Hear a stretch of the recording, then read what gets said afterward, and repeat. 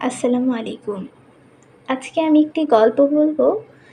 গল্পটির নাম হচ্ছে 'চেয়ারটা খালি ছিল না'। ক্যান্টিনে নতুন ছেলেটা এক কোণে বসে থাকে প্রতিদিন। কেউ তার সঙ্গে বসে না, কেউ তাকে ডাকেও না। কেউ আবার ঠাট্টা করে বলে, "এই ছেলে তো অদ্ভুত, কাউকে দেখেও না, হাসেও না।" একদিন তার টেবিলে গিয়ে বসে একজন মেয়ে।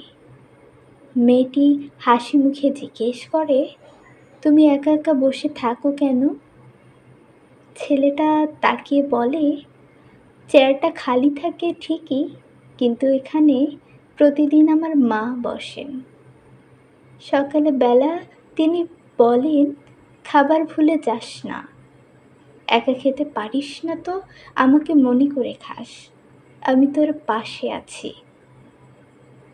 মেয়েটা স্তব্ধ হয়ে যায়, চোখে জল আসে। আর ওই দিন থেকে ক্যান্টিনে একটা খালি চেয়ারের পাশে বসে ছেলেটা, আর তার পাশে বসে সেই মেয়েটা। গল্পের শিক্ষণীয় বিষয়টি, কারো একাকিত্ব আমাদের চোখে পড়ে, কিন্তু আমরা তার একাকিত্বের গভীরতাটা বুঝতে পারি না। আদর, সহানুভূতি ও শ্রদ্ধা, এই জিনিসগুলো কাউকে ফিরিয়ে দিতে পারে জীবনের অর্থ।